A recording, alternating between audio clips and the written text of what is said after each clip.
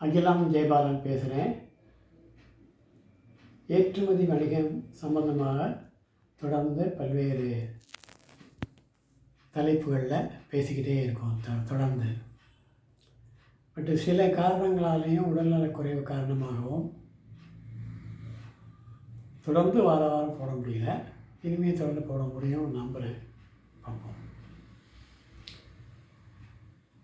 பொதுவாக ஏற்றுமதி வணிகத்தில் 3 விதமான ஆபத்துகள், பிரச்சனைகள் நிரந்தரமாக இருக்கும். எந்த காலத்துலையும் அது மாறாது.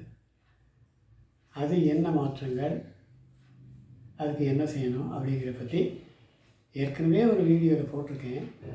இருந்தாலும் இந்த வீடியோவில் கொஞ்சம் விளக்கமாக தெளிவாக சொல்ல விரும்புகிறேன்.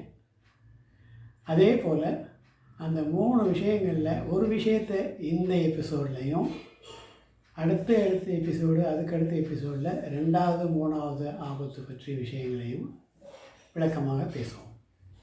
சரி, இப்போது இந்த 3 ஆபத்துக்களும் நிரந்தரமானவை, என்றைக்கும் உள்ளது. என்ன ஆபத்துக்கள், இதிலிருந்து மீண்டு வருவதற்கு அரசாங்கம் என்ன உதவியெல்லாம் செஞ்சுருக்கு அப்படிங்கிறத பற்றி விளக்கமாக விரிவாக சொல்லப்படுறேன். இப்போது ஒரு சரக்கை ஒரு நாட்டில் உள்ள ஏற்றுமதியாளர், இந்தியாவிலிருந்து ஏற்றுமதி செய்யக்கூடிய ஒரு ஏற்றுமதியாளர் ஏதோ ஒரு நாட்டுக்கு, இங்கிலாந்து நாட்டுக்கோ அமெரிக்காவுக்கோ கனடாவுக்கோ ஒரு சரக்கை ஏற்றி அனுப்பி வைக்கிறார். அவர் அனுப்புகிற சரக்கு அந்த இறக்குமதியாளர் விருப்பத்தின் அடிப்படையில் கப்பலில் போகுதா, விமானத்தில் போகுதா, அல்லது வேறு வகைகளில் போகுதா, ட்ரக்கு, ரயில்வே, கூரியர், இது மூலமாகலாம் போகுதாங்கிறத டிசைட் பண்ணுறாரு பையர். அதன் அடிப்படையில் இந்த ஏற்றுமதியாளர் அனுப்பி வைக்கிறார். பொதுவாக இந்தியாவிலிருந்து ஏற்றுமதி ஆகக்கூடிய பொருட்களில் 95% பொருட்கள் கப்பலில் தான் போகுது. கப்பல்லையே பல பிரிவுகள், பல கண்டெய்னர்கள்லாம் இருக்குது. அந்த மாதிரி தான் போகுது. அப்படி போகும்போது அது எவ்வளவு தூரத்தில் இருக்குது, எந்த நாட்டில் இருக்குது, எந்த நாட்டிலேருந்து போகுது அப்படிங்கிற பல காரணங்களை பொறுத்து கப்பல் கட்டணம் எவ்வளவுங்கிறது கப்பல் கம்பெனியால் தீர்மானிக்கப்படுது. இந்த விவரங்களை நம்மளுடைய கஸ்டம்ஸ் ஹவுஸ் ஏஜென்ட்டு நமக்கு விளக்கமாக தெரிவிப்பார். அது தெரிவிக்கிறது அவருடைய கடமை. அது அப்போது பொதுவாக கப்பலில் செல்லக்கூடிய சரக்கு கப்பலில் ஒரு துறைமுகத்திலிருந்து ஏற்றப்படுது.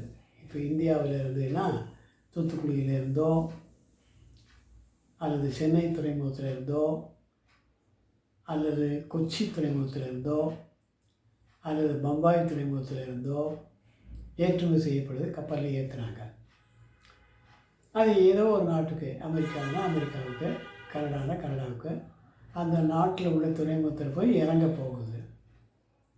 இந்த டிரான்சிட் டைம் இருக்கு இல்லையா, அந்த கப்பல் போய் சேரக்கூடிய இந்த டைம், எந்த நாட்டு துறைமுகத்தில் ஏறுதோ, எந்த நாட்டு துறைமுகத்தில் இறங்குதோ, இது இடைப்பட்ட காலத்தில் கப்பலில் சரக்குகள்லாம் போகும்போது பல வகைகளில் சரக்குக்கு டேமேஜ் ஏற்படுறதுக்கு வாய்ப்பு இருக்குது. டேமேஜ் ஒன்றோடு ஒன்று உராய்ந்து மோதி உடைஞ்சி போகிறதுக்கோ அல்லது டேமேஜ் ஆகிறதுக்கோ வாய்ப்புகள்லாம் இருக்குது.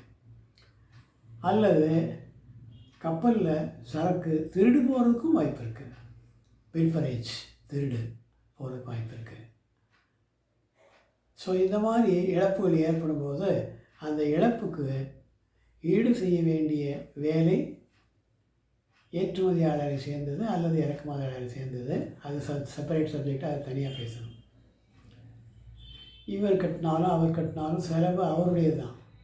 அந்த இன்சூரன்ஸ் செலவை இறக்குமதியாளர் கட்டினாலும் அவர் செலவு தான்.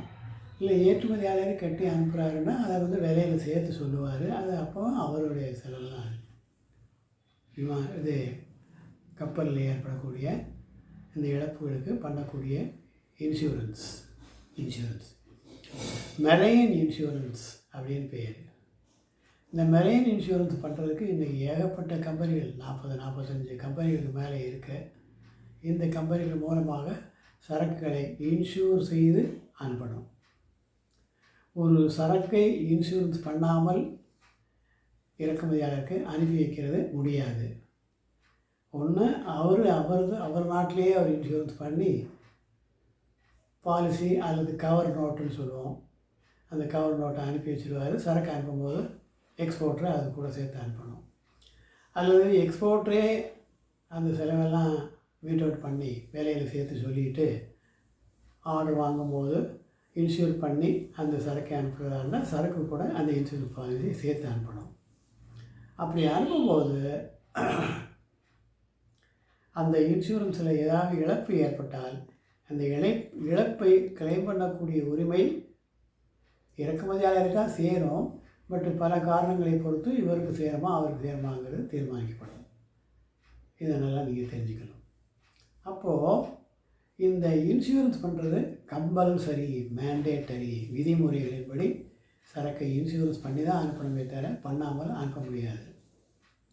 ஆனால் அதே நேரத்தில் கெட்டுப்போகக்கூடிய பொருட்கள், பெரிஷபிள் ப்ராடக்ட்ஸ், பூக்கள், பழங்கள், காய்கறிகள், சில காய்கறிகள், இந்த மாதிரி கெட்டுப்போகக்கூடிய பொருட்களாக இருந்தால் இன்சூரன்ஸ் பண்ணவும் முடியாது, அது இன்சூரன்ஸ் கிளைம் பண்ணவும் முடியாது. ஆனால் இன்சூரன்ஸு ஜெனரலாக பண்ண வேண்டியது இருக்கும்.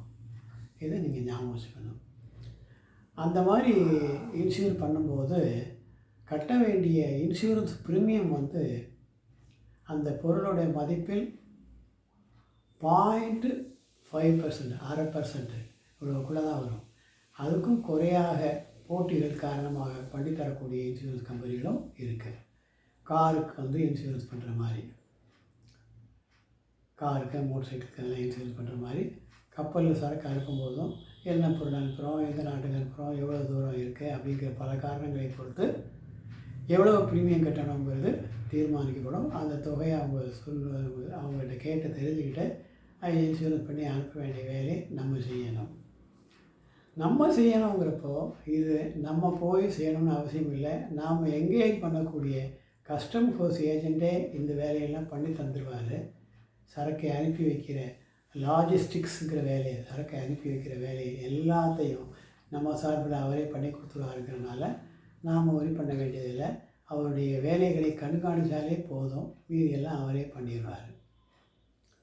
அந்த மாதிரி பண்ணும்போது உங்களுக்கு சரக்குகள் அனுப்பும்போது சரக்கு டேமேஜ் ஆகிடுச்சுன்னா என்ன செய்கிறது, கப்பல் கவுந்து போயிடுச்சுன்னா என்ன செய்கிறது, இந்த மாதிரி பிரச்சனைகளுக்கு ஒரு முற்றுப்புள்ளி வைக்கப்பட்டிருக்கு. இந்த பிரச்சனை என்றைக்கு இருந்தாலும் வரக்கூடியதாக இருக்கும். அதனால தான் கண்டிப்பாக இன்சூர் பண்ணணுன்றது வச்சுருக்காங்க. அப்போ இன்சூர் பண்ணிட்டேன்னா அந்த மாதிரி இழப்புகள் ஏற்படும் போது நஷ்ட ஈடு கம்பெனியில் வாங்குறதுக்கான வாய்ப்புகள் இருக்குது. அது ஒன்றும் பிரச்சனை இல்லை. 110% வரைக்கும் நஷ்ட ஈடு வாங்கலாம். 110%. அதுக்கு மேலே பண்ணுறதாக இருந்தாலும் கூட அதிகமாக இன்சூரன்ஸ் ப்ரீமியம் கட்டினாங்கன்னா அதிகமான இன்சூரன்ஸ் கிளைம் பண்ணுற மாதிரியும் செய்திருக்கிற வசதிகளும் இருக்குது. இதை நீங்கள் தெரிஞ்சுக்கணும். 110ங்கிறது மினிமம். 110% தான் இன்சூரன்ஸு ப்ரீமியம் கட்ட சொல்லுவாங்க. அந்த 110% மினிமம் நம்ம கிளைம் பண்ண முடியும். இதை நீங்கள் அண்டர்ஸ்டாண்ட் பண்ணிக்கணும். ஆக சரக்குகளை வெளிநாட்டுக்கு அனுப்பி வைக்கும்போது கப்பலிலோ விமானத்திலோ அல்லது ட்ரக்கிலோ லாரி மூலமாகவோ ட்ரெயின் மூலமாகவோ கூரியர் மூலமாகவோ சரக்கு போகும்போது அதை பாதுகாப்பான முறையில் பத்திரமாக அனுப்பி வைக்கிறதுக்கு வாய்ப்புகளும், அதே நேரத்தில் அந்த மாதிரி இழப்புகள் ஈடு செய்யக்கூடிய நஷ்டஈடு கொடுக்கக்கூடிய வாய்ப்புகளும் இருக்குங்கிற காரணத்தினால எக்ஸ்போர்ட்டில் இந்த ஒரு பிரச்சனை தீர்வு செய்யப்பட்டிருக்கு. முதல் பிரச்சனை. ரெண்டாவது பிரச்சனை பேமெண்ட்டு பத்திரமா சேரணும்.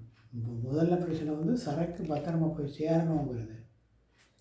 ரெண்டாவது வாங்குறவர்கிட்ட பேமெண்ட்டு பத்திரமா சேரணுங்கிறதுக்கான பிரச்சனை.